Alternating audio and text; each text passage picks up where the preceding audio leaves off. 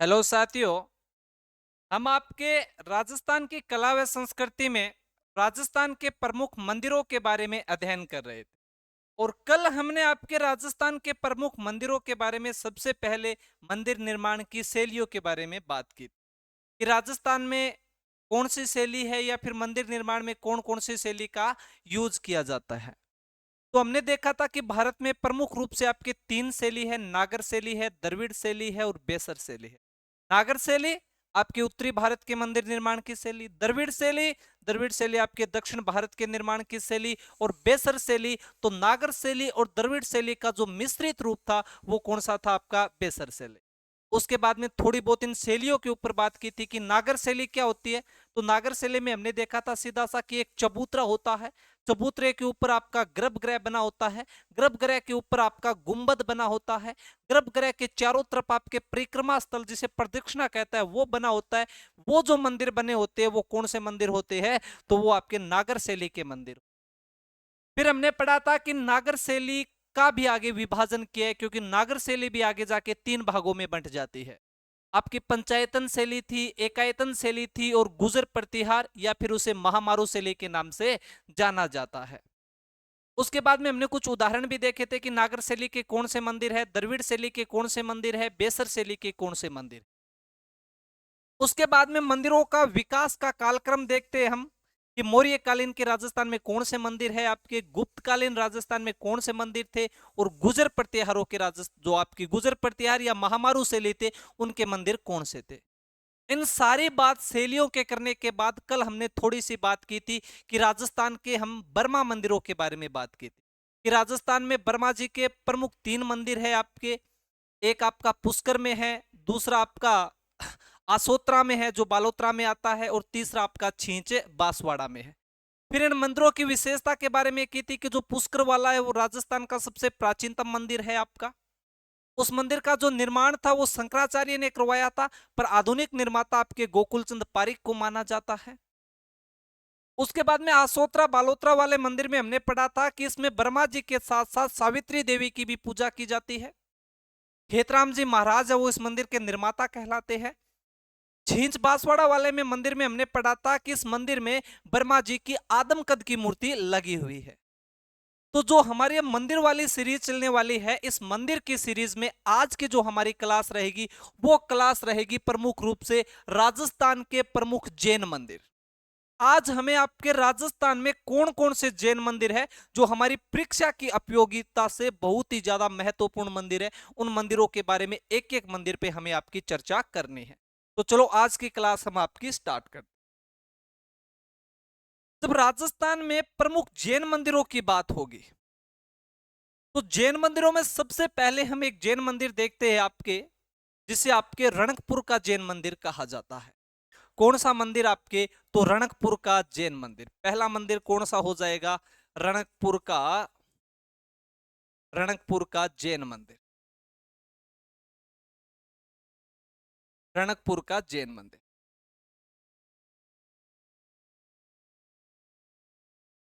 रणकपुर का जैन मंदिर। अब देखो साथियों, ऐसे तो इस जैन मंदिर पे हम पढ़ना चाहे तो 2-3 घंटे अकेले इस रणकपुर जैन मंदिर पे पढ़ सकते, लेकिन हमें परीक्षा का कंटेंट ध्यान में रखते हुए रणकपुर जैन मंदिर के बारे में बात करनी कि रणकपुर जैन मंदिर हमारे परीक्षा में सवाल कैसे कैसे बनाता है। क्योंकि वरना तो आप एक मंदिर पर पढ़ना चाहो तो 2-3-4 घंटे आराम से पढ़ सकते हो, पर आज हमें आपके राजस्थान के सारे जैन मंदिर लेने हैं। तो सबसे पहले कि रणकपुर का जैन मंदिर है कहां पर, इसकी लोकेशन कहां पर है। तो पहली बात, आपके सामने एक नाम आ रहा है रणकपुर। आप सोचते होंगे कि रणकपुर का जैन मंदिर सर रणकपुर में होगा। नहीं, संसार में रणकपुर नाम की कोई जगह ही नहीं है, पहली बात। तो फिर इसे रणकपुर का जैन मंदिर क्यों कहते हैं उस बात पर चर्चा करेंगे। पर पहले देखो कि रणकपुर का जैन मंदिर है कहां पर। अगर गांव का नाम पूछा जाए तो याद रखना, सादड़ी गांव के पास। कहां पर आपके? तो सादड़ी गांव के पास। सादड़ी गांव के निकट कर सकते हो, पास कर सकते हो, सादड़ी गांव के निकट। और सीधा पूछा जाए तो आपको पता ही है कहां पर आपकी रणकपुर जैन मंदिर है, तो पाली में बना हुआ है। अगर गांव का नाम पूछे तो सादड़ी गांव के निकट बना हुआ है, और जिला या पर्टिकुलर आपकी जगह आपको पता ही है कौन सी, तो पाली है। इसके बाद में इस मंदिर का निर्माण किसने करवाया? जब निर्माण की बात आएगी तो आप नाम याद करना, धरणकसा। ये सवाल कई पेपरों में पूछ लिया गया है। कौन सा सवाल कई पेपरों में पूछा गया? तो रणकपुर जैन मंदिर का निर्माता कौन कहलाता? रणकपुर जैन मंदिर का निर्माता धरणकसा कहलाएगा। और याद करना, धरणकसा कुंभा के मंत्री हुआ करते। कौन? आपके कुंभा के मंत्री। कुंभा के मंत्री हुआ करते थे, बहुत बड़े संत थे। अब धरणकसा इन मंदिर का निर्माण करवाते, और धरणकसा को मंदिर के निर्माण के लिए जो जमीन भेंट की थी, वो जमीन किसने भेंट की थी? वो कुंभा ने की थी। और कुंभा को पता है, आपको राणा जी कहा जाता है, महाराणा जी कहा जाता है, तो राणा जी के द्वारा जब भूमि भेंट की गई और धरणकसा मंदिर बनवा रहा है, तो राणा से ये नाम पड़ गया भाई आपका रणकपुर का जैन मंदिर। तो हमें इस चीज पे नहीं जाना है, हमें दो चीज पहले पर्टिकुलर याद हो कि मंदिर है कहां? सादड़ी गांव के निकट। कहां पर पड़ता है? तो पाली में पड़ता है। दूसरा, इस मंदिर का निर्माण किसने करवाया? तो इस मंदिर का जो निर्माण है वो निर्माण करवाया था आपके धरणकसा ने। किसने? धरणकसा ने। तीसरा बिंदु आप याद रखोगे, इस मंदिर का निर्माण कब हुआ? तो जब निर्माण की बात आए, तो अगर पर्टिकुलर आपको पूछे तो याद रखना है 1439 ईस्वी में। 1439 ईस्वी में। पर आजकल कई बार पर्टिकुलर न पूछ के शताब्दी में पूछते हैं, तो शताब्दी पूछे तो याद रखना है 15वीं शताब्दी में। 15वीं शताब्दी में। इस मंदिर का निर्माण कौन सी शताब्दी में करवाया गया? तो मंदिर का निर्माण आपके 15वीं शताब्दी में करवाया गया, पर्टिकुलर पूछे तो 1439 ईस्वी में। उसके बाद में मंदिर कौन सी नदी के किनारे बना हुआ है? ये मंदिर आपके मथाई नदी के किनारे बना हुआ। कौन सी नदी आपकी? तो मथाई नदी के किनारे। मथाई नदी के किनारे। मथाई नदी के किनारे। ये चार चीजें पहले, चारों चीजों पेपर में पूछी जाती है। रणकपुर का जैन मंदिर पाली सादड़ी गांव के निकट। निर्माण धरणकसा। कब? तो 15वीं शताब्दी, पर्टिकुलर 1439। नदी तो मथाई नदी के किनारे। उसके बाद में इस मंदिर के उपनाम क्या है? इस मंदिर को अन्य किस किस नामों से जाना जाता है? जब उपनाम की बात आए ना, तो याद रखना इसे कई नामों से जाना जाता है। एक इसे आपका नलनी विमान कहा जाता है, इसे चौमुखा मंदिर कहा जाता है, इसे आपके स्तंभों का अजायब घर कहा जाता है। क्यों? क्योंकि इस मंदिर में 1444 स्तंभ लगे हुए हैं, और स्तंभों का वर्गीकरण इतने बेहतरीन तरीके से किया गया है कि कोई भी स्तंभ दूसरे के सामने नहीं आता। आप दूर से खड़े होकर देखोगे तो स्तंभ आपस में टकराएंगे नहीं, और आपको सीधा गर्भगृह की मूर्ति के दर्शन होते हैं। तो याद रखना, इस मंदिर के उपनाम क्या क्या है? तो स्तंभों का अजायब घर। स्तंभों का अजायब घर, पहली बात, अजायब घर। स्तंभों का क्या हो गया आपका? अजायब घर। दूसरा नाम हमें याद रखना है, नलनी विमान कहा जाता है। नलनी विमान कहा जाता है। और तीसरा उपनाम आपके तो चौमुखा मंदिर कहा जाता है। चौमुखा मंदिर। तीन इसके आपको उपनाम याद रखने। स्तंभों का अजायब घर कहा जाएगा, नलनी विमान कहा जाएगा, इसके अलावा आपके चौमुखा मंदिर भी इसे कहा जाता है। और एक बात आप पर्टिकुलर याद रखना कि इस मंदिर में टोटल स्तंभ कितने हैं आपके? तो स्तंभ है 1444 स्तंभ है। आप टोटल कितने? 1444 स्तंभ है, जो अद्वितीय स्तंभ है आपके। थोड़ी सी मैं आगे और बात करना चाहूं तो ये मंदिर आप याद रखना पंचायतन शैली में बना हुआ है। कौन सी शैली? तो पंचायतन शैली। पंचायतन शैली में निर्मित है। पंचायतन शैली में निर्मित। तो इतनी बातें हमें याद रखनी है कौन से मंदिर के बारे में? तो हमें आपके रणकपुर के जैन मंदिर के बारे में। इसके अलावा अगर आप थोड़ी सी और इस मंदिर में चलो, तो इस मंदिर का वास्तुकार कौन है? इसका आर्किटेक्चर कौन है? तो अगर वास्तुकार की बात की जाए कि वास्तुकार कौन, आपका वास्तुकार, तो वास्तुकार है सोमपुरी ब्राह्मण देपाक। आप सोमपुरी ब्राह्मण देपाक। वास्तुकार कौन हो जाएगा, तो वास्तुकार है सोमपुरी ब्राह्मण देपाक। इसके अलावा जो एक इतिहासकार है फर्ग्यूसन, फर्ग्यूसन का इस मंदिर के लिए एक कथन है। और कथन क्या कहते हैं फर्ग्यूसन, फर्ग्यूसन कहते हैं कि मैंने अपने जीवन में इतना आकर्षक मंदिर नहीं देखा जिसके स्तंभों का वर्गीकरण इतना आकर्षक। तो मैंने अपने जीवन में इतना आकर्षक भवन नहीं देखा जिनके स्तंभों का वर्गीकरण इतना आकर्षक हो। ये किस मंदिर के लिए कहा गया, तो ये रणकपुर के जैन मंदिर के लिए कहा गया। और कहा किसने, तो इतिहासकार फर्ग्यूसन ने आपका कहा है। तो इस मंदिर के लिए फर्ग्यूसन का कथन क्या है, आपका फर्ग्यूसन का कथन, फर्ग्यूसन का कथन। तो फर्ग्यूसन के कथन की मैं बात करूं तो याद रखना फर्ग्यूसन क्या कह रहे हैं। फर्ग्यूसन कह रहे हैं आपके, मैंने अपने जीवन में, मैंने अपने जीवन में ऐसा आकर्षक,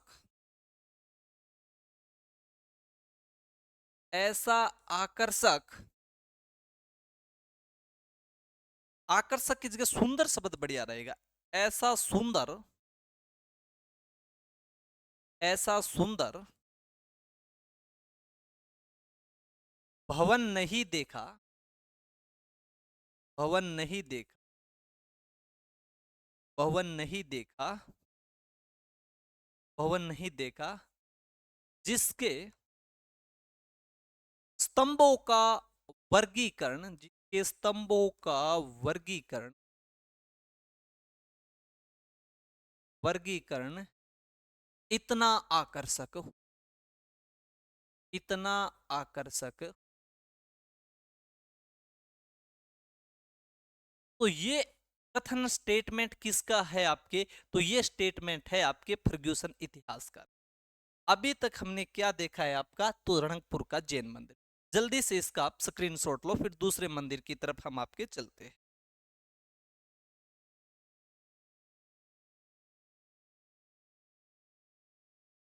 आगे चले, इसका भी ले लो जल्दी से।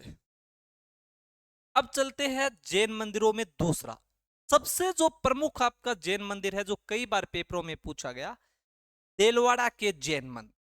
तो दूसरा हमारा मंदिर कौन सा हो जाएगा, तो देलवाड़ा के, देलवाड़ा के जैन मंदिर,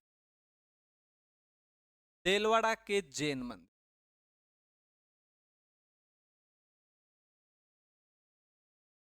देलवाड़ा के जैन मंदिर।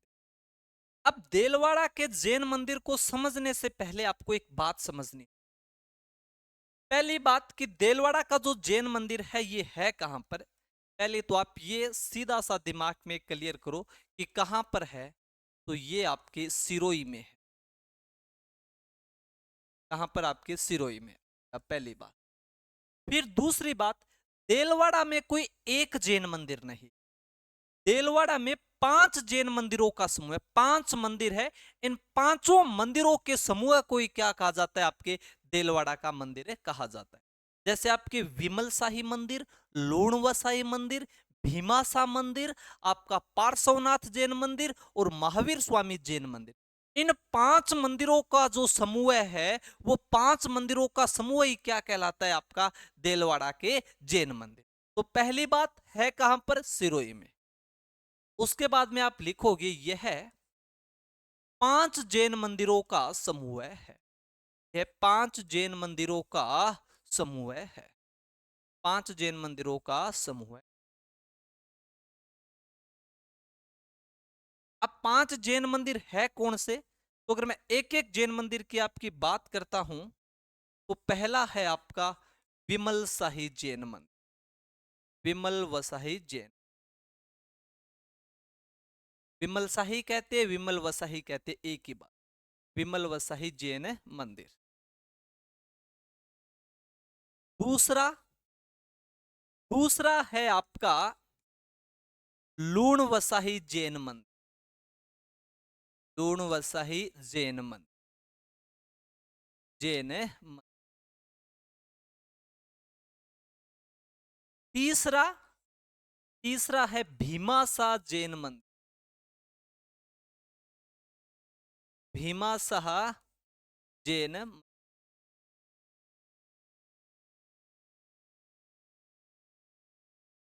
चौथा पार्श्वनाथ जैन मंदिर।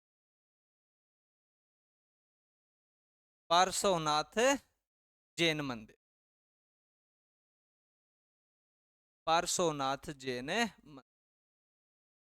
और पांचवा है महावीर स्वामी जैन मंदिर। महावीर स्वामी जैन मंदिर।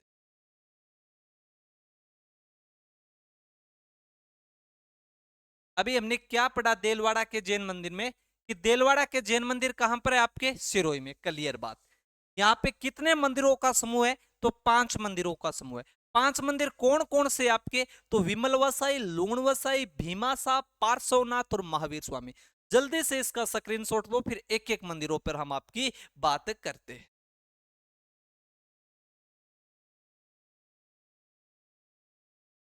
चलो आगे चलो, इनके एक एक मंदिरों की हमें बात करते। पहला मंदिर कौन सा आपका, तो विमल वसाई मंदिर। विमल वसाई मंदिर।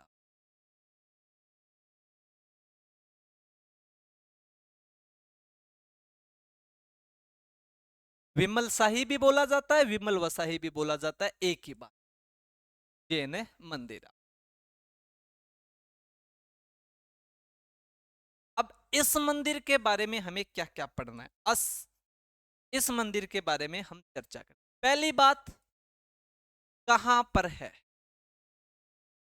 विमल वसाई मंदिर, है कहां पर। जब देलवाड़ा के जैन मंदिर आपके सिरोही में है, तो उसी का एक भाग है विमल वसाई, तो ये भी कहां पर हो जाएगा, सिरोही में। पहली बात, कहां पर आपके, सिरोही में। चलो, ये बात हुई। दूसरी बात, इस मंदिर का निर्माण कब हुआ, इस मंदिर का निर्माण कब हुआ। जब निर्माण की बात आए तो पर्टिकुलर 1031 ईस्वी, लेकिन शताब्दी पूछे तो 11वीं शताब्दी में। 11वीं शताब्दी में।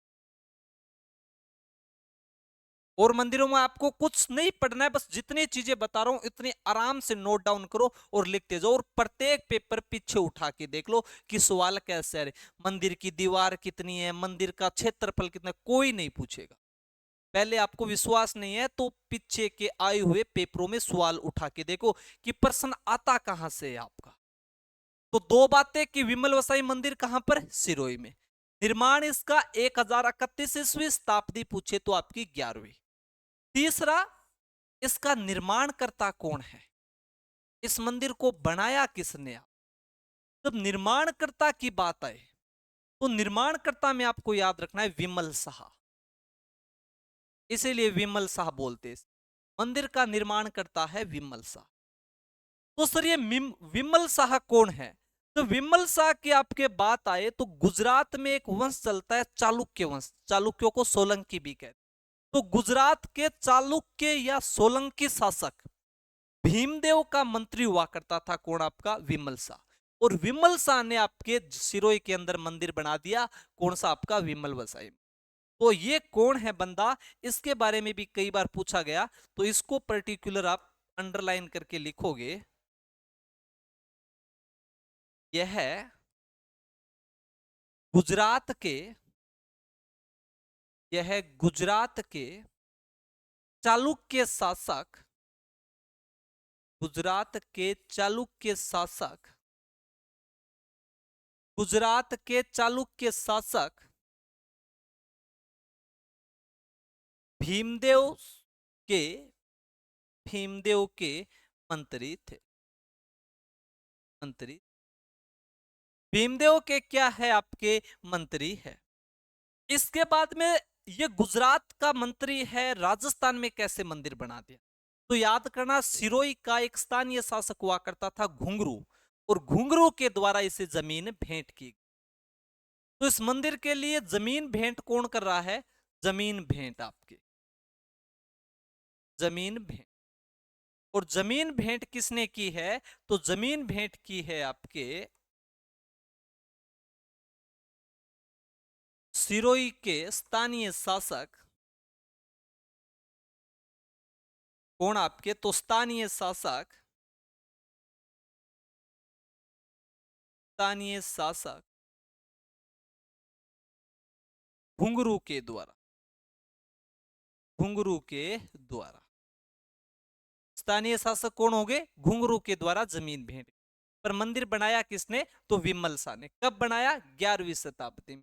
कहां पर है? तो सिरोही के।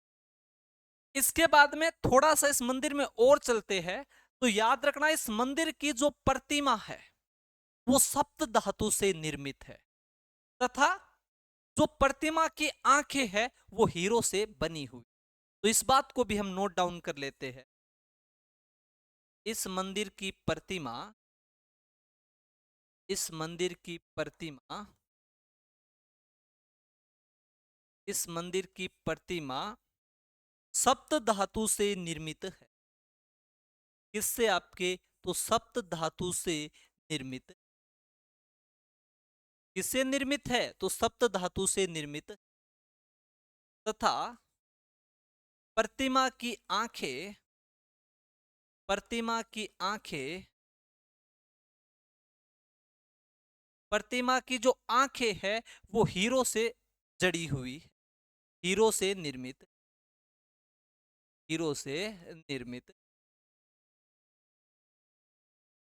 बस और कुछ फैक्ट आपको याद नहीं रखना है। विमल शाही मंदिर सिरोही में 11वीं शताब्दी, विमल शाह गुजरात के चालुक्य शासक भीमदेव का मंत्री, जमीन भेंट आपके स्थानीय शासक घुंगरू ने, मंदिर की प्रतिमा किससे? तो सप्त धातु से, और प्रतिमा आंखें है वो हीरो से।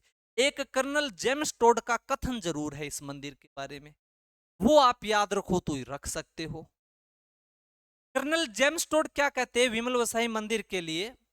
कि भारत में ताजमहल के बाद अगर कोई दूसरा भवन है तो वो कौन सा है भाई? आपका विमल शाही का मंदिर। कि ताजमहल के बाद कोई दूसरा सुंदर कोई आपका भवन है तो वो दूसरा सुंदर भवन कौन सा है? तो वो आप याद रखना कि वो सीधा सा आपके विमल वसाई का जैन मंदिर। तो यहां पर मैं लिख दूं नोट लगा के कि कर्नल टोड का क्या कथन है इसके बारे में। कर्नल टोड का, कर्नल टोड क्या कह रहे हैं आपके? कर्नल टोड कह रहे हैं भारत में,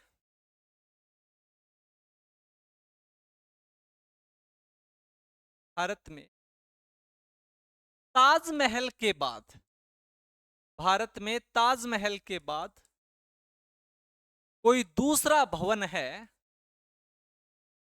कोई दूसरा भवन है, कोई दूसरा भवन है तो विमल शाही, विमल वसाई मंदिर।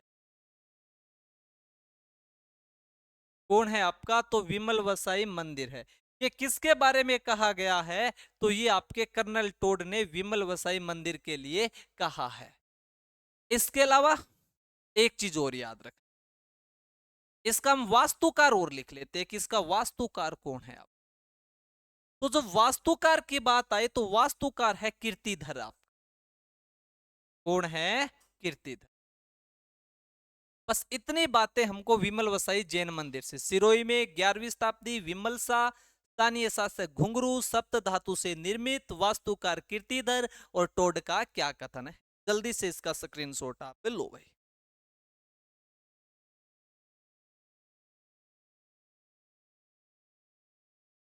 अगले मंदिर की तरफ चलो, चलो भाई।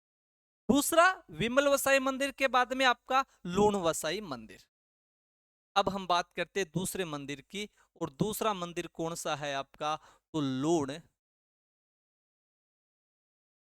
वसाई मंदिर।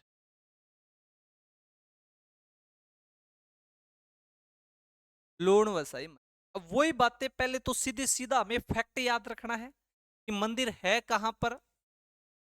तो जब मंदिर का कहां की बात आई तो वही बात कहां पर हो जाएंगे, आपके सिरोही में हो, कहां पर हो जाएंगे, क्योंकि देलवाड़ा के जैन मंदिर खुद सिरोही में बने हुए हैं, और खुद सिरोही में बने हुए हैं, तो देलवाड़ा के पांचों मंदिर कहां पर हो जाएंगे, सिरोही में हो जाएंगे, माउंट आबू के अंदर। आप इसके बाद में इस मंदिर का दूसरा हमारा पॉइंट होता है निर्माण कब हुआ। तो इसका निर्माण आपके 13वीं शताब्दी में माना जाता है। पर्टिकुलर हम डेट की बात करें तो 1280-81 मान सकते हो, और शताब्दी की बात करें तो 13वीं शताब्दी। कौन सी शताब्दी आपकी, तो 13वीं शताब्दी में। दो बातें। तीसरी बात है कि इस मंदिर का निर्माण करवाया किसने आपका, इसका निर्माण करवाने वाला बंदा कौन है। तो दो व्यक्तियों के नाम आप याद रखोगे, वास्तुपाल व तेजपाल। वास्तुपाल व तेजपाल के द्वारा कौन सा जैन मंदिर बनाया गया, तो आपके लूण वसाई का मंदिर बनाया गया। तो तीसरा क्या आ जाएगा आपका, वास्तुकार। जब वास्तुकार की बात आए तो याद रखना, वास्तुपाल व तेजपाल, वास्तुपाल व तेजपाल। इस मंदिर में प्रतिमा किसकी लगी हुई है, ये समर्पित किसको है, तो याद रखना आप, इसमें नेमिनाथ जी की काले संगमरमर की मूर्ति लगी हुई है।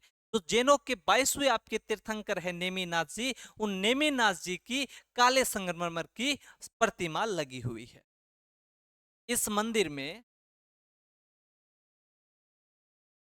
इस मंदिर में इस मंदिर में नेमिनाथ जी की नेमिनाथ जी की नेमिनाथ जी की काले संगमरमर की काले संगमरमर की काले संगमरमर की प्रतिमा प्रतिमा लगी हुई है। इसके बाद में कहा निर्माण, वास्तुकार, किसकी प्रतिमा। इसके बाद में इस मंदिर का, अच्छा अच्छा एक बात रुको, वास्तुकार नहीं, ये निर्माण करता है वास्तुपाल तेजपाल। आप बार बार बोला है निर्माण कर। वास्तुकार की जब बात आएगी, किसका आर्किटेक्चर कौन है, आपका बनाने वाला कौन है, वास्तुकार है सुमन देव। आप सुमन देव आपके वास्तुकार कौन हो जाएंगे आपके, तो वास्तुकार है इसके आपके सोमन देव।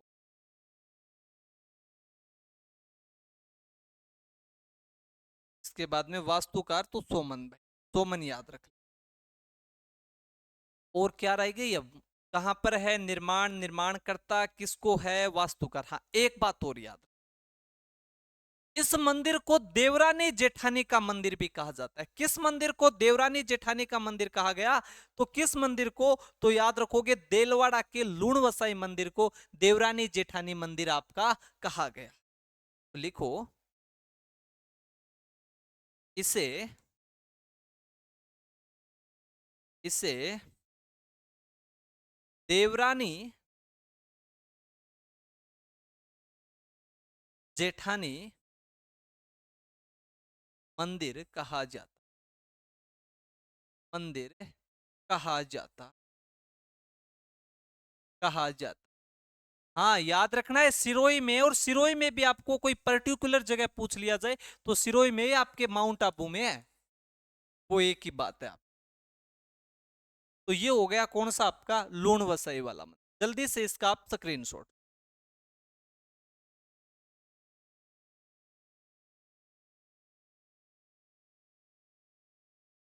आगे चले। आगे है आपके तीसरा मंदिर कौन सा है, भीमासा मंदिर। कौन सा, भीमासा मंदिर।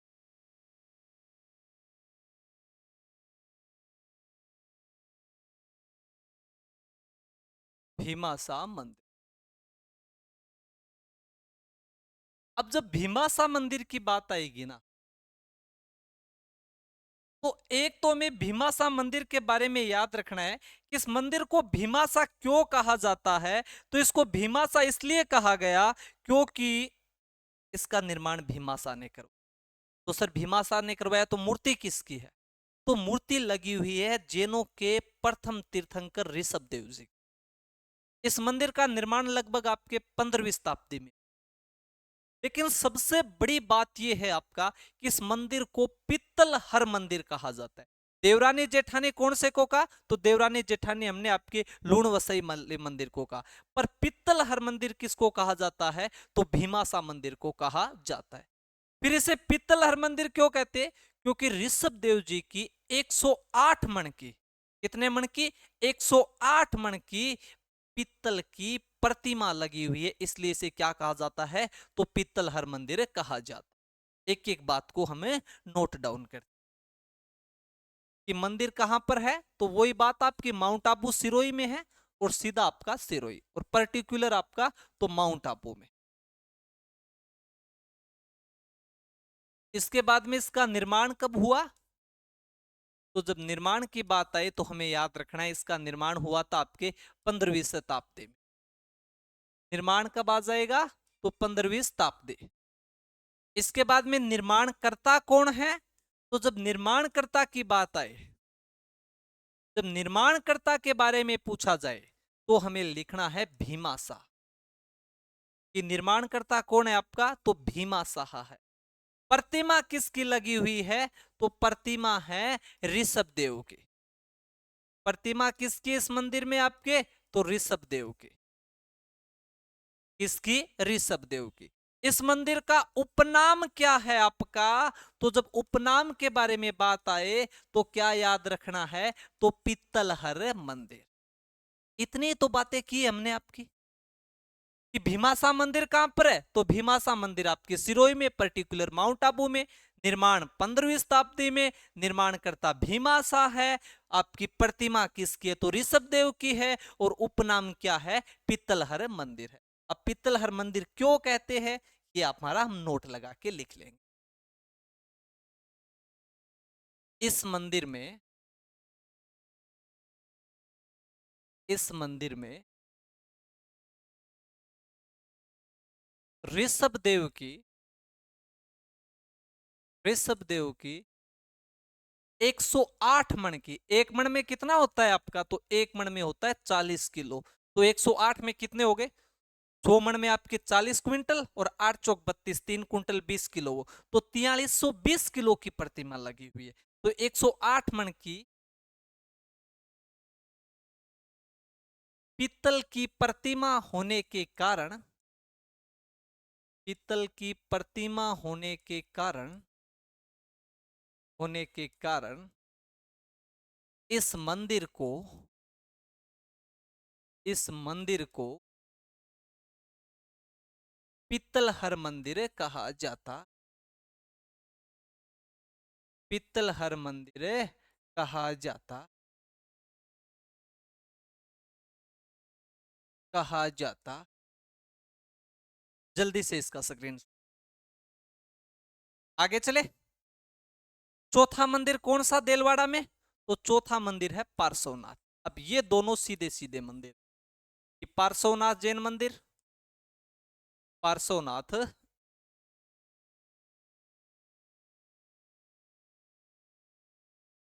पार्श्वनाथ मंदिर। पार्श्वनाथ मंदिर क्यों कहते हैं? क्योंकि इस मंदिर में पार्श्वनाथ की मूर्ति लगी, पार्श्वनाथ की मूर्ति लगी हुई।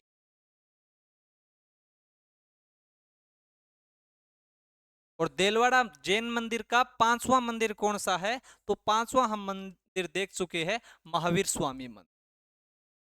महावीर स्वामी, महावीर स्वामी। तो महावीर स्वामी मंदिर क्यों कहते हैं? क्योंकि इस मंदिर में, इस मंदिर में महावीर स्वामी की मूर्ति लगी हुई, महावीर स्वामी की मूर्ति लगी हुई। ये चौथा और पांचवा तो पेपर में नहीं पूछे गए देलवाड़ा के जैन मंदिर में, पर याद रखना आप, जेल आपके देलवाड़ा के जैन मंदिर में विमलसाई जैन मंदिर, लूणवसई जैन मंदिर और आपके भीमासा मंदिर, तीनों के तीनों मंदिर महत्वपूर्ण है। जल्दी से इसका आप स्क्रीनशॉट लो।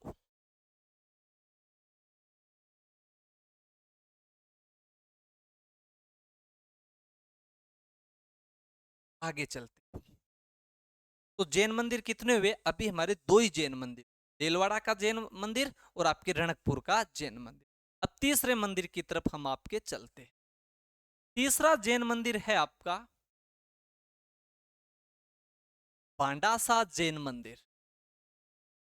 कौन सा जैन मंदिर आपका? तो भांडासा जैन। अब जब भांडासा जैन मंदिर की बात की जाए, कुछ याद नहीं रख, थोड़ी सी बातें याद कि एक तो भांडासा जैन मंदिर है कहां पर? तो भांडासा जैन मंदिर बीकानेर में। भांडासा जैन मंदिर का निर्माण किसने करवाया? तो भांडासा जैन मंदिर का निर्माण भांडासा ने करवाया था, जो लूणकरण के समय शासनकाल में इसका निर्माण। फिर इसका पेपर में सवाल कहां पर आता है? सवाल, एक सवाल बार बार बना है, क्योंकि इस मंदिर की नींव में पानी की जगह किसका प्रयोग किया गया? तो घी का प्रयोग किया गया। तो यह सवाल बार बार पूछा गया कि किस मंदिर के निर्माण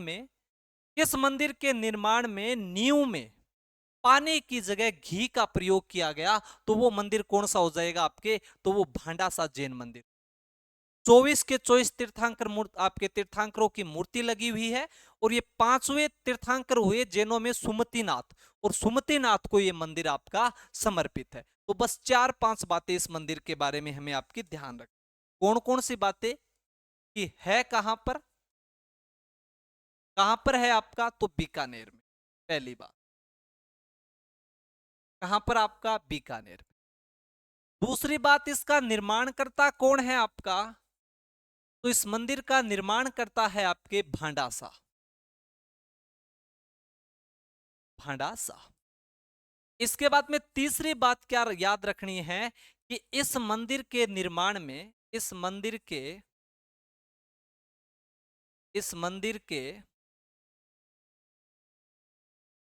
के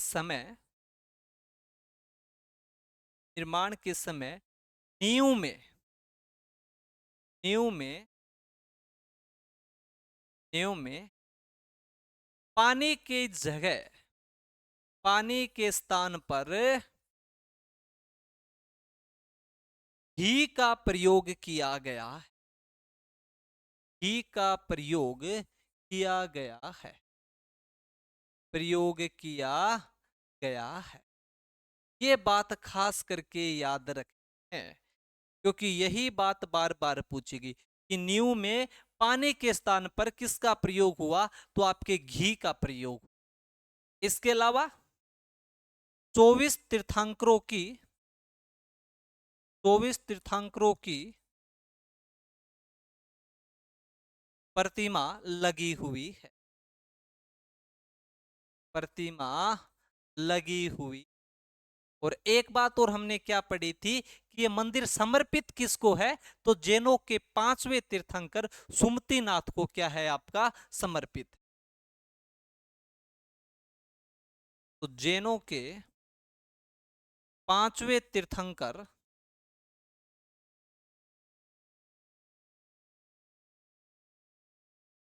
सुमतिनाथ को समर्पित समर्पित। इतनी बातें याद रखनी और नोट लगा के हमें लिखना है, राव लूणकरण के समय निर्माण, राव लूणकरण के शासनकाल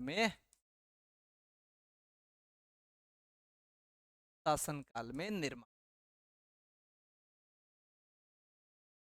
जल्दी से इसका आप स्क्रीनशॉट।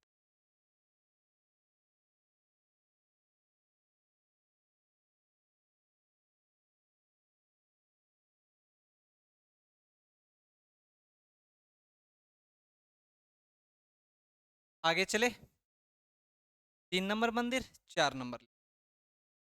4 नंबर में आप क्या लिखोगे? एक मंदिर है आपका जिसका नाम है बेहतर जिनाले। बेहतर जिना बेहतर जिनाले मंदिर के बारे में दो ही बातें याद रखनी। पहली बात कि बेहतर जिनाले है कहां पर, तो भीनमाल के अंदर बना हुआ। दूसरी बात याद रखोगे कि उत्तरी भारत का सबसे बड़ा जैन मंदिर कौन सा है, तो वो आपका बेहतर जिनाले है। कि उत्तरी भारत का सबसे बड़ा जैन मंदिर तो बेहतर जिनाले। तो दो बातें हमें क्या क्या याद रखनी है इस मंदिर के बारे में। एक तो कि ये कहां पर है, तो कहां की बात आए तो याद रखना भीनमाल। कौन सी आपकी, और भीनमाल कहां पर है आपके, तो जालोर। दूसरी बात, उत्तरी भारत का उत्तरी भारत का उत्तरी भारत का सबसे बड़ा जैन मंदिर, उत्तरी भारत का सबसे बड़ा जैन मंदिर। तो उत्तरी भारत का सबसे बड़ा जैन मंदिर कौन सा हो जाएगा, तो आपके उत्तरी भारत का सबसे बड़ा जैन मंदिर आपके यही हो जाएगा। ठीक है, अगले मंदिर की तरफ चलता हूं मैं। अब छोटे छोटे हैं जो तीन विशेषता वाले मंदिर थे, उनके बारे में हमने डिटेल से आपकी बात की। पांचवें मंदिर की ओर चलते हैं।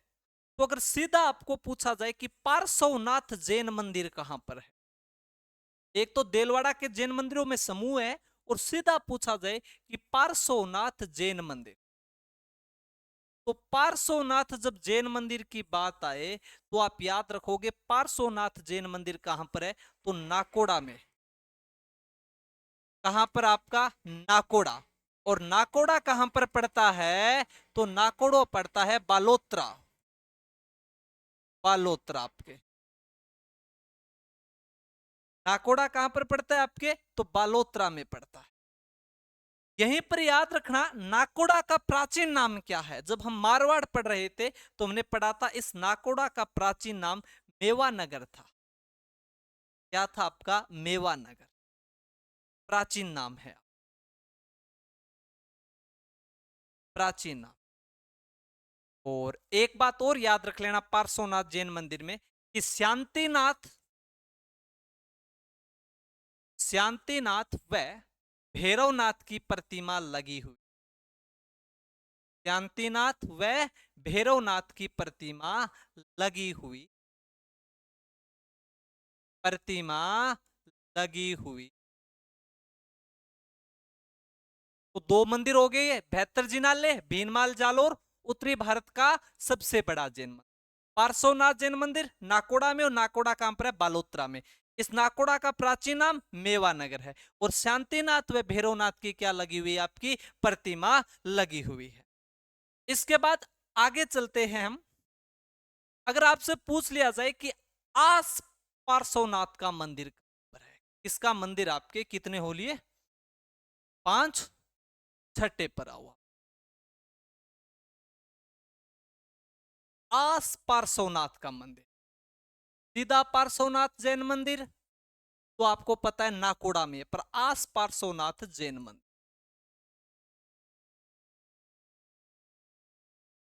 जब आस पार्श्वनाथ जैन मंदिर पूछा जाए तो एक ही बात हमें याद रखनी है कि आस पार्श्वनाथ का जैन मंदिर आपके लोदरवा में है।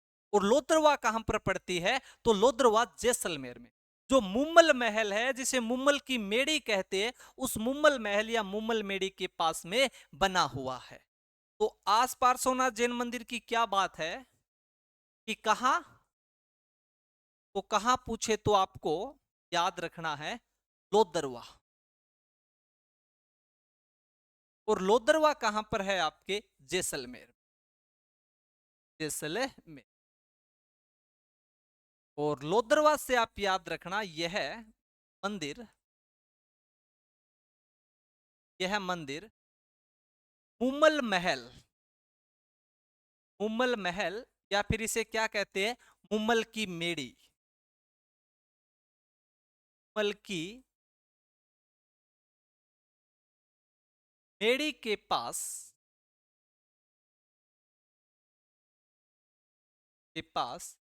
बना हुआ है। और मुमल महेंद्र की प्रेम कथा तो आपको याद ही है, खूब मैंने आपको मुमल महेंद्र की प्रेम कथा सुनाई थी। लेकिन यहीं पर हम दो बातें और लिख लेते, एक तो आपकी मुमल नामक पुस्तक की रचना किसने की, और एक आपके महेंद्र मुमल प्रेम कहानी की रचना किसने की। तो आपको बताया था कि मुमल पुस्तक की रचना, मुमल पुस्तक की रचना, तो मुमल पुस्तक की रचना किसने की थे आपके, तो याद करो, मुमल पुस्तक की रचना की थी लक्ष्मी कुमार चुंडावत ने। कौन हो जाएगी आपकी, तो लक्ष्मी कुमार, लक्ष्मी कुमारी चुंडावत। और एक आपके महेंद्र मुमल की प्रेम कहानी की रचना किसने की है, महेंद्र मुमल की प्रेम कहानी की रचना, प्रेम कहानी ये किसने लिखी थी, तो याद करो महेंद्र मुमल की प्रेम कहानी अजय जडेजा वाली, तो याद रखना लक्ष्मी स्वामी के दो, लक्ष्मी स्वामी नहीं, आपकी लक्ष्मी चुटावत ने तो वो लिख दी है, ये मीनाक्षी स्वामी है, मीनाक्षी स्वामी, मीनाक्षी स्वामी। जल्दी से भाई इसको नोट डाउन करो।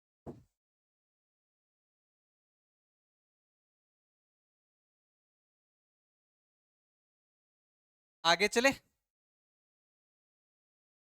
इसके बाद में आपको याद रखना है दो चार जैन मंदिर और है,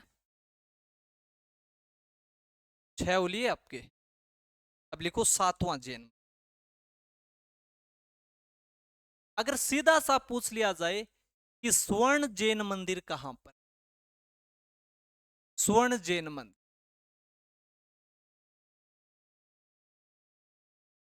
तो जब स्वर्ण जैन मंदिर की बात आएगी तो स्वर्ण जैन मंदिर है आपका फालना में, और फालना कहां पर पड़ता है, तो फालना पड़ता है आपके पाली में। तो स्वर्ण जैन मंदिर कहां पर हो जाएगा, तो स्वर्ण जैन मंदिर आपका कि कहां पर है, तो आपका फालना, और फालना कहां पर है आपके, तो पाली में। पर हमने पढ़ा था कि फालना को गेटवे ऑफ गोल्डन अथवा मिनी मुंबई भी कहा जाता, किसको आपके, तो फालना को, क्यों, क्योंकि फालना राजस्थान में छत्ता निर्माण करने के लिए और आपके इलेक्ट्रीशियन वस्तु बनाने के लिए प्रसिद्ध है, कौन, आपका फालना। इसीलिए फालना को क्या कहा जाता है, तो गेटवे ऑफ आपका गोल्डन अथवा मिनी मुंबई के नाम से जाना जाता। तो क्या कहा जाता है, तो gateway of golden, gateway of golden अथवा मिनी बंबई के नाम से जाना जाता,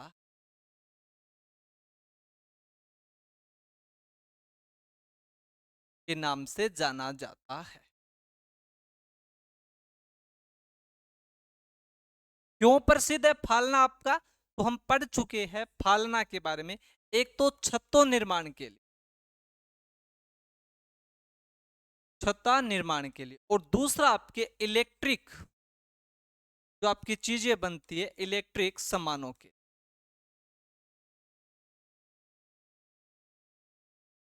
सामानों के लिए। तो जल्दी से इसका भी स्क्रीनशॉट लो भाई।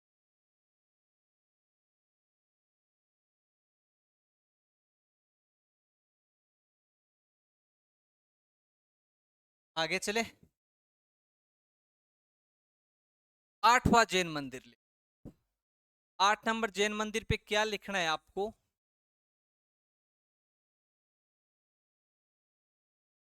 महावीर स्वामी जैन मंदिर।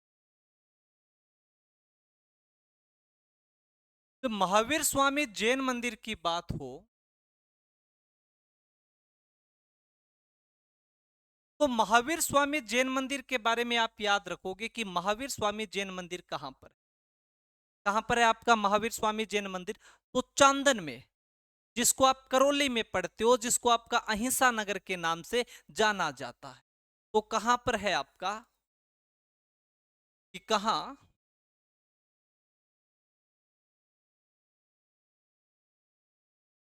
कहाँ है करौली, और करौली में भी कहां पर, तो चांदन, जिसे क्या कहा जाता है, अहिंसा नगर, अहिंसा नगर। बस इतनी बातें याद रखनी। एक आप याद रख लेना कि जो महावीर जयंती आती है, महावीर जयंती के समय मेले का आयोजन किया जाता है यहाँ, और उस मेले में जो जिनेंद्र की रथ यात्रा है वो बहुत ज्यादा विख्यात है, प्रसिद्ध है। तो क्या याद रखना है, महावीर जयंती को, महावीर जयंती को विशाल मेले का आयोजन, विशाल मेले का आयोजन, विशाल मेले का क्या किया जाता है, आपका आयोजन किया, आयोजन, तथा जिनेंद्र, जिनेंद्र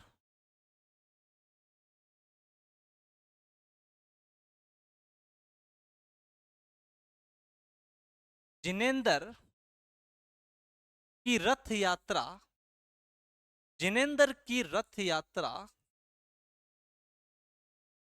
रथ यात्रा प्रसिद्ध है। किसकी रथ यात्रा प्रसिद्ध है, तो जिनेंद्र की रथ यात्रा प्रसिद्ध। साथ साथ में ये मेला आपका 4 दिन तक चलता है, और 4 दिन में इस मंदिर में जितना भी आपका चढ़ावा आता है वो चढ़ावा आपके चरमकार जाति में बांटा जाता। तो ये बात भी आप लिखोगे। इस मेले का आयोजन, इस मेले का आयोजन, इस मेले के करवा, इस मेले के आयोजन में,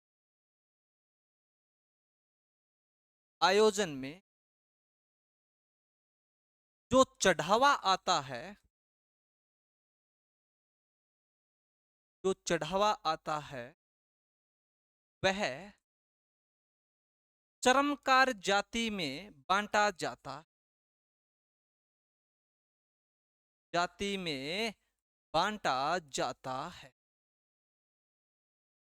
तो ये कौन सा मंदिर हो गया आपका, महावीर स्वामी जैन मंदिर, करौली में, करौली में भी कहां पर, आपके चांदन में। और इसी चांदन को क्या कहा जाता है, तो इसी चांदन को आपका अहिंसा नगर के नाम से जाना जाता है। विशाल मेले का आयोजन किया जाता है, जिनेंद्र की रथ यात्रा विख्यात है, और जो चढ़ावा आता है वो किस में बांटा जाता है, तो चरमकार जाति में बांटा जाता है।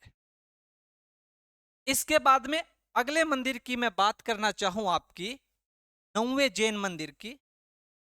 तो 9वां जैन मंदिर है आपका मुंछाला महावीर, आपके मुंछाला महावीर। और मुंछाला महावीर का मंदिर कहां पर है, तो जब मुंछाला महावीर की बात की जाए तो बस याद रखना है कि मुंछाला महावीर का मंदिर घाणेराव में है। और घाणेराव कहां पर पड़ता है, तो घाणेराव आपके पाली में पड़ता है। इसके बाद में इस मंदिर को मुंछाला महावीर क्यों कहते हैं, क्योंकि इस प्रतिमा, जो इस मंदिर की प्रतिमा है वो मूंछों युक्त है, और प्रतिमा मूंछों युक्त होने के कारण इस मंदिर का निर्माण ही क्या हो गया आपका, तो मुंछाला आपका महावीर मंदिर। तो याद क्या रखना है हमें कि ये मंदिर है कहां पर, आप मंदिर कहां पर है आपका, तो मंदिर है आपका घाणेराव, कहां पर आपका घाणेराव। और घाणेराव कहां पर पड़ता है, आपके पाली में पड़ता। इसके बाद में अगले मंदिर की तरफ हम चलते हैं, और अगला मंदिर है आपके ऋषभदेव जैन मंदिर, ऋषभदेव जैन मंदिर।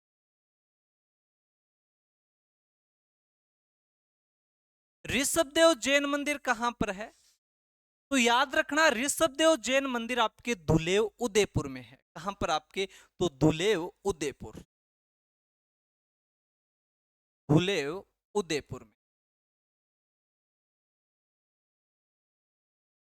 जो ऋषभदेव जैन मंदिर है इन्हें काला बाऊजी कहा जाता है, क्योंकि ऋषभदेव की काले संगमरमर की मूर्ति है, इसीलिए इन्हें क्या कहा जाता है, तो काला बाऊजी कहा जाता है। ऋषभदेव को क्या कहा जाता है आपके, तो काला बाऊजी कहा जाता है। क्या कहा जाता है, काला बाऊजी। इन्हें ऋषभदेव के बहुत ज्यादा ही मात्रा में केसर चढ़ाई जाती, इसलिए इन्हें केसरिया नाथ जी भी कहा जाता है। तो केसरिया नाथ जी का मंदिर कौन सा है, तो दुलेव उदयपुर वाला। तो इन्हें क्या कहा जाता है आपका, तो केसरिया नाथ जी, केसरिया नाथ जी। क्या कहा गया आपका, केसरिया नाथ जी। आगे और चलते हैं हम, और भी जैन मंदिरों के बारे में देखें तो कितने हो लिए आपके, 10। 11वां जैन मंदिर, और 11वां जैन मंदिर है, पूछ लिया जाए आपको कि सतबीस देवरी कहां पर है। बस इतना याद रखना कि सतबीस देवरी। तो सतबीस देवरी के बारे में याद रखना है सीधा सा, हम पढ़ के गए थे मेवाड़ के इतिहास में कि सतबीस देवरी चित्तौड़गढ़ दुर्ग में है। तो चित्तौड़गढ़ कहां पर हो गया, चित्तौड़गढ़ में। इसके बाद में और अगर हम देखते हैं कि चित्तौड़गढ़ में और कौन सा जैन मंदिर है, तो एक आपके श्रृंगार चौरी बनी हुई, उसे भी कहा जाता है कि वो जैन मंदिर है। तो अगला जैन मंदिर आपके श्रृंगार चौरी, श्रृंगार चौरी। श्रृंगार चौरी के बारे में हमें 4-5 बातें याद रखनी। एक तो श्रृंगार चौरी कहां पर है, तो चित्तौड़गढ़ में है। श्रृंगार चौरी का निर्माण किसने करवाया, तो वेलका भंडारी ने इसका निर्माण करवाया था।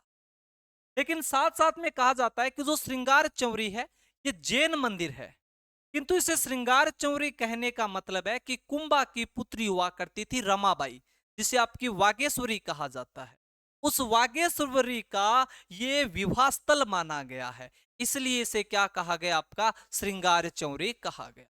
तो आगे हमें क्या याद रखना है इसमें कि है कहां पर आपका, तो कहां पर है आपके, तो चित्तौड़गढ़। कहां पर आपके, चित्तौड़गढ़। निर्माणकर्ता कौन है इसका, तो जब निर्माणकर्ता की बात आएगी तो वेलका भंडारी। ये बहुत बार पूछा गया है कि श्रृंगार चौरी का निर्माणकर्ता कौन है, तो वेलका भंडारी है। इसके बाद में मुख्यतः यह एक जैन मंदिर, एक जैन मंदिर मुख्यतः क्या माना गया है इसे, आपका जैन मंदिर। लेकिन साथ में इसे क्या कहा जाता है, तो आप नोट लगा के लिख लोगे, महाराणा कुंभा की पुत्री, महाराणा कुंभा की पुत्री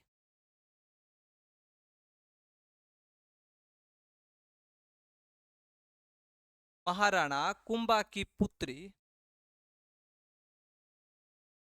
रमाबाई। कौन सी बाई आपकी, तो रमाबाई। और रमाबाई को क्या कहा जाता है, वागेश्वरी। रमाबाई के विवाह का स्थल माना जाता है, विवाह का स्थल माना जाता। और आगे हम चलते हैं जैन मंदिरों में। एक आप याद रखोगे, सीधा सा आपको पूछा जाता है कि नारेली तीर्थ कहां पर है, तो नारेली तीर्थ कहां पर हो जाएगा, आपके अजमेर में। तो या क्या याद रखना है, नारेली तीर्थ, नारेली तीर्थ। और नारेली तीर्थ के बारे में क्या याद रखोगे आप, अजमेर। इसके बाद में एक मंदिर आप और याद रखोगे, सोनी जी की नसिया, सोनी जी की नसिया।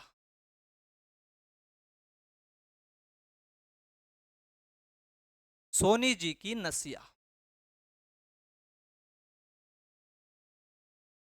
अब सोनी जी की नसिया के बारे में क्या याद रखना है, सोनी जी की नसिया के बारे में हम याद रखेंगे सबसे पहले कि सोनी जी की नसिया है कहां पर। आप तो सोनी जी की नसिया भी कहां पर हो जाएगी, आपके अजमेर में, पहली बात।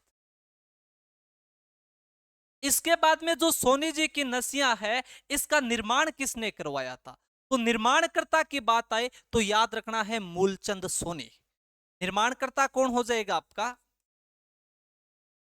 निर्माणकर्ता। और निर्माणकर्ता कौन है? तो मूलचंद सोनी।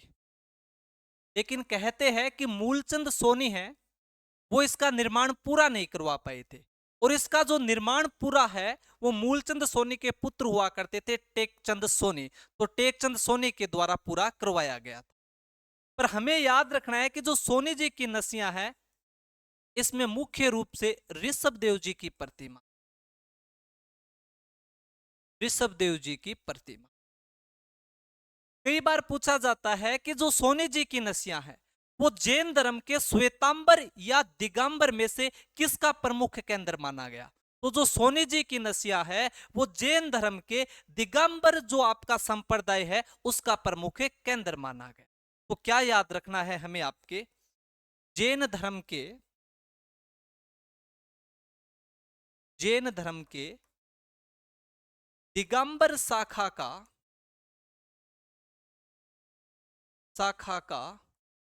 केंद्र केंद्र आपके दिगंबर शाखा का केंद्र स्थान माना गया है। और एक बात और याद रख लेना आप, इसे लाल पत्थरों का मंदिर कहा जाता, लाल पत्थरों का मंदिर कहा जाता, लाल पत्थरों का मंदिर कहा जाता। तो यहां पर पूरे होते हैं साथियों आपके राजस्थान के जैन मंदिर। हमने आपके राजस्थान के कौन कौन से जैन मंदिर देखे? तो एक आपका है रणकपुर का जैन मंदिर। रणकपुर के जैन मंदिर के बाद में दूसरा जैन मंदिर था आपके देलवाड़ा के जैन मंदिर। और देलवाड़ा के जैन मंदिरों में 5 मंदिरों का समूह है, और इन 5 मंदिरों के बारे में हमने आपका अध्ययन किया कि विमल वसाई जैन मंदिर, लोण वसाई जैन मंदिर, भीमासा जैन मंदिर, पार्श्वनाथ और महावीर स्वामी जैन मंदिर। तीसरा है आपका भांडासा जैन मंदिर। और भांडासा में यह बात खास करके याद रखना कि इस नींव में पानी की जगह पर किसका प्रयोग किया गया था? आपके घी का प्रयोग किया गया था। इसके बाद में चौथा आपका बेहतर जिनालय पार्श्वनाथ जैन मंदिर। पार्श्वनाथ के बाद में अगर नाम पूछा जाए आस पार्श्वनाथ जैन मंदिर, तब आपका लोद्रवा जैसलमेर हो। आस पार्श्वनाथ के बाद में आपका स्वर्ण जैन मंदिर कहां पर है? आपके फालना में। इस फालना को क्या कहा हमने आपका? तो गेटवे ऑफ गोल्डन या मिनी बंबई। क्यों? क्योंकि छत्ते निर्माण के लिए विख्यात है और इलेक्ट्रिक सामान के लिए आपका विख्यात है। इसके बाद में महावीर स्वामी जैन मंदिर और मुंछाला महावीर, ऋषभदेव जैन मंदिर, सतबीस देवरी, श्रृंगार चौरी, और उसके बाद में आपके नारेली तीर्थ और सोनी जी की नसिया। धन्यवाद साथियों। जय हिंद, जय भारत।